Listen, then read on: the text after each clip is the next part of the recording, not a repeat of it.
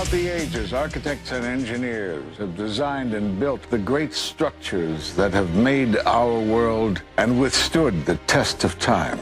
Hi, I'm Ed Asner. Welcome to Architects and Engineers. Let's look now at modern steel frame buildings. This is the Empire State Building, a marvel of modern architecture. It was built to last.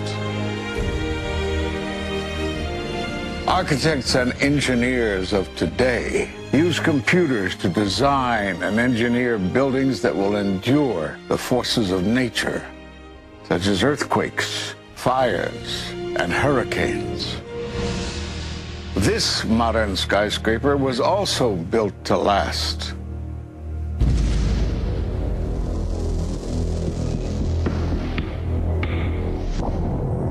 We've seen buildings completely destroyed like this before, but only when done intentionally.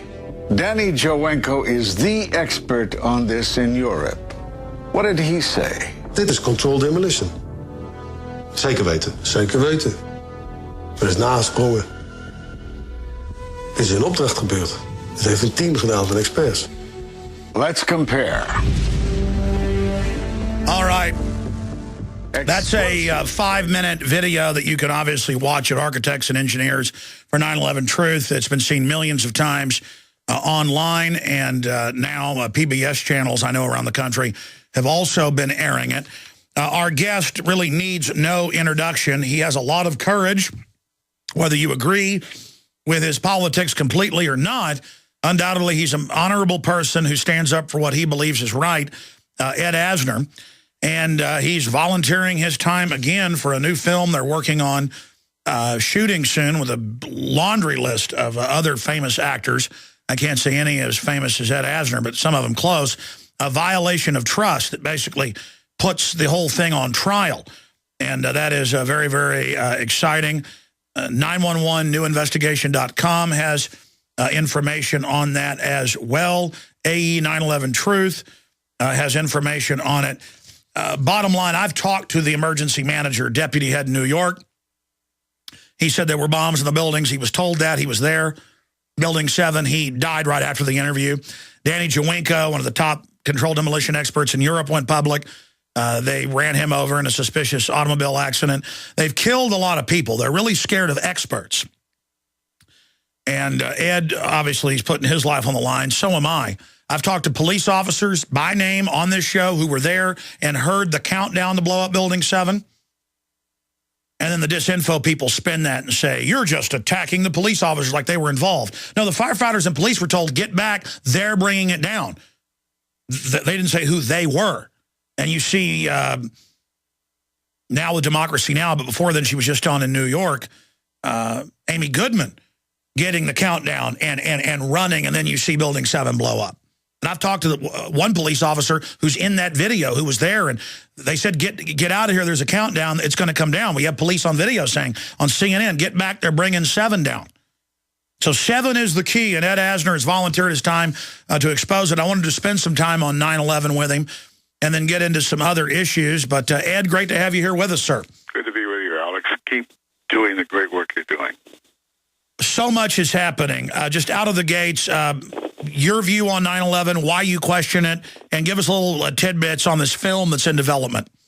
Well, it's call it an imaginary film of a commission assembled by the government to finally and fully hear and examine what happened on 9/11, with particular emphasis on Building 7. And there was, if one follows the script, definitely governmental activity in the actions that took place that day. I made also a 10-minute film with Mark Rydell.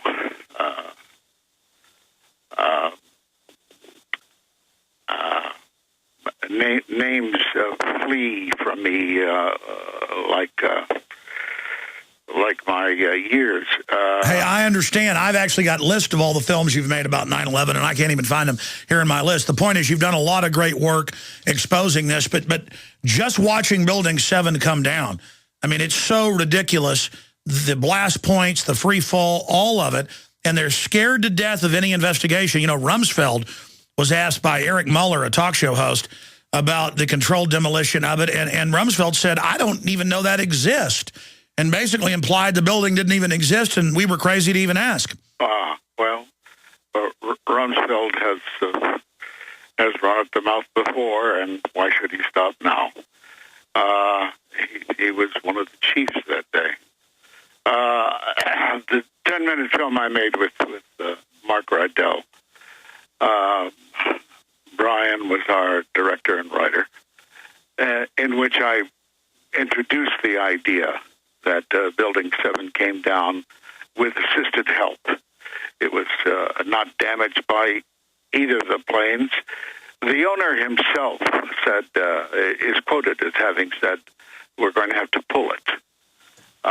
And so my argument in the film is based on the fact that, well, to pull a building, in other words, destroy it, you have to have explosives brought in and placed judiciously throughout the building to bring it down. And I further the argument, if they could do that with that building, why couldn't they do it with the Twin Towers, which I feel they did. They assisted, brought them down. There are great arguments by the architects and engineers that the planes themselves could not have done that to those buildings. So if the planes couldn't have done it, if you accept that premise, then it had to have been pre-planted explosives. Well, you're right about that, but expanding on it, now even the LA Times admits that Al-Qaeda, real Al-Qaeda, has been given control of Libya. They're being used to invade Syria. They're being used to launch terror attacks inside Iran. Even NBC had the headline Friday, Israel uses terror group to attack Iran. And then they admit it's a Wahhabist group out of Saudi Arabia. I've interviewed the head of the U.S. Embassy, Mr. Springman, who said they wouldn't let Mohammed Atta and others into the U.S. in 2000 because they were flagged as terrorists. And then they got a call from the State Department saying they work for the CIA, that's their cover, let them in. And I mean, this isn't theories. I've interviewed the people who witnessed this. Sybil Edmonds, as you know, FBI translator, heard Al-Qaeda being commanded on the day of 9/11 by the Pentagon. Well, I mean, the fabric is so rotten. I suppose people... I didn't hear about the European expert being run over. Was he killed? Yes, he was killed. Oh, that's interesting. Well, I guess I have to tremble in my boots then. I don't think that's going to happen. Yeah. Well, it's cold here now, so I'll tremble anyway. Oh, man, I tell you, it is so sad how crazy things have gotten. But the good news is people are starting to wake up. What do you make, Ed, of just the craziness of the world today and open discussions of huge wars being launched? Well, it looks like Iran is being set up for some kind of action with the Soyuz being blocked by our Navy. And I imagine that there will be some action this summer or fall to either create another October surprise or to say, well, it's Israel. Well, we can't do anything about that. We can, of course, if our Congress didn't keep supplying them with all the money in the world that they need. Well, my issue is this. I don't want anything to happen to Israel. I'm not an enemy of Israel.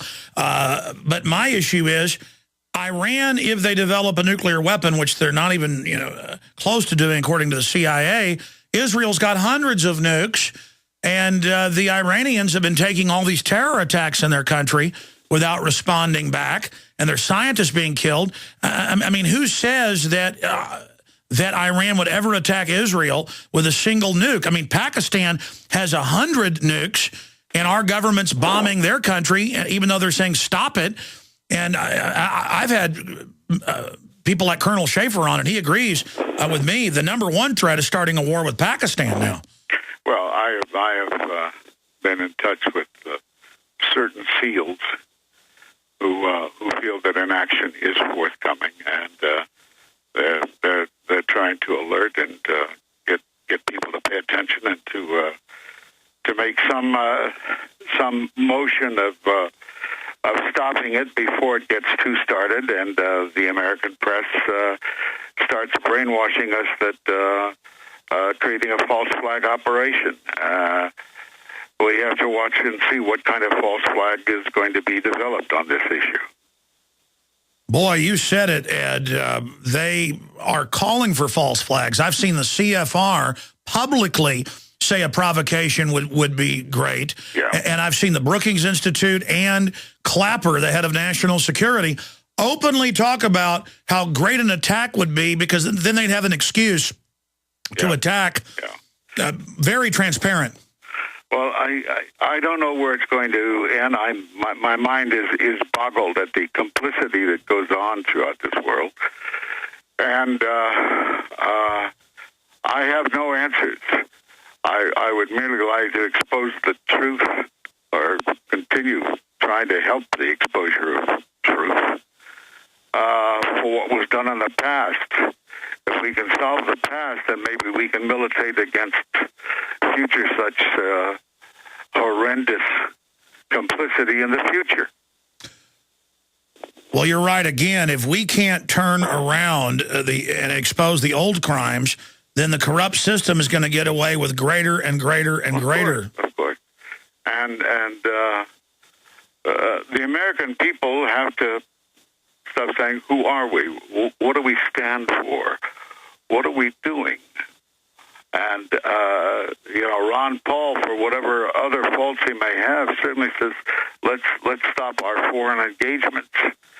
And if we only could put a brake on these foreign engagements, it would be a lot more difficult to initiate the false flag operations that always precede these holocausts that we become engaged in, such as Iraq, even Afghanistan. Well, the good news is, Ed, and I want your perspective on this, it does seem that more people are becoming aware. Congress has the lowest approval rating ever. People don't like Mitt Romney, and they don't like Barack Obama. Despite the media trying to demonize Ron Paul and make stuff up, he's had a better showing than ever. And I see that as a real indicator that across the board, people are starting to wake up. Well, but you need a point man. I'm afraid we don't have one. You need a point man. And Ron Paul will be discredited by the big money operators. And all we can do is call him a voice in the wilderness. As things come to a head, I want to go back to this SEAL situation. So currently serving Navy SEALs, obviously you're there in California and a famous guy, and you're saying that they're reaching out to you saying, please warn everyone, it's about to happen. That's what I'm being told by my military sources, sir. Yeah, the same thing here. And